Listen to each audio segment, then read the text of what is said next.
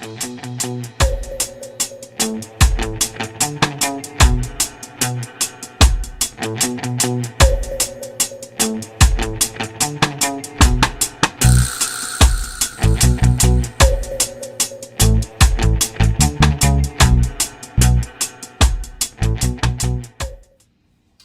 want to share this story because I tell you, when I go anywhere, I was traveling to Santa Cruz. I was actually going to tell stories at one of the colleges there. Can you believe they invited me to come to tell stories in the dorm?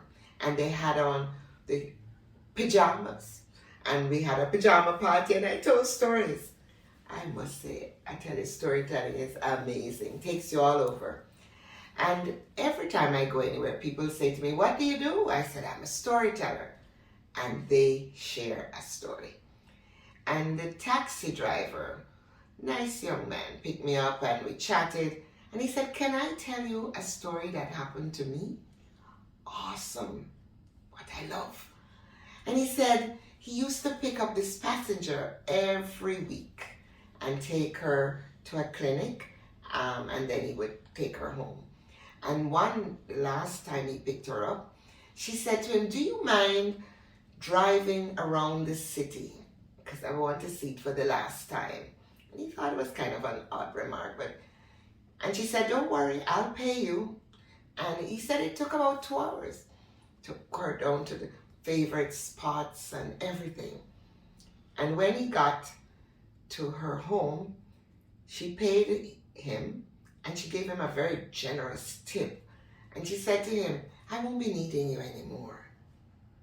And a little bell went off in his head. And he went, "Do you mind giving me a cup of tea?" He asked her. And she said, "Yes, of course." And she told him about her family and that she had been estranged from her sister and she hadn't seen her nieces in many, many years. And when they went inside, she pointed to the mantelpiece and she pointed to all the pictures and she showed her sister and her niece and she was so proud. And he asked her why, and she said, "Well, we had a falling out. I don't even remember what it was about. And I have never been able to pick up the phone to call her." And she showed him a card. And on the card, she said, "That's her number. She lives in New York." He said, "Anyway, it doesn't matter now." Because, and she trailed off and she went to the kitchen. Well, he got concerned and he dialed the number. And when the person answered, he explained who he was. And she said, "Oh, thank you, thank you. We have not known her number. And I am so grateful that you're calling me. My daughter lives 2 blocks away from her. Can you stay until I call her and I'll tell her to come right over?" And he hung up and the woman brought in the tea and they sat and chatted and the doorbell rang. And she went to the door and she saw her niece.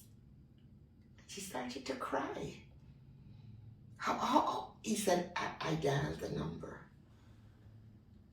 And then was when she told him that her plan was to have committed suicide that night.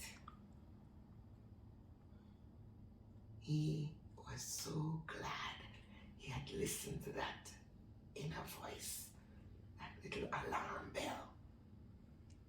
He was so glad. She was so happy. She hugged him and she told him, you're now part of my family. You're now part of my family. And he said to me that since that time many years ago, he now visits with her and he's invited to Christmas dinner. He's invited to all celebrations. The family came out. He met the sister. He met all of them. And he said, sometimes you really have to hear what people are not saying. I'm glad I listened. Oh, that moved me. that story was it was amazing. So Sandra said, listen. Listen when people are speaking. Listen. You might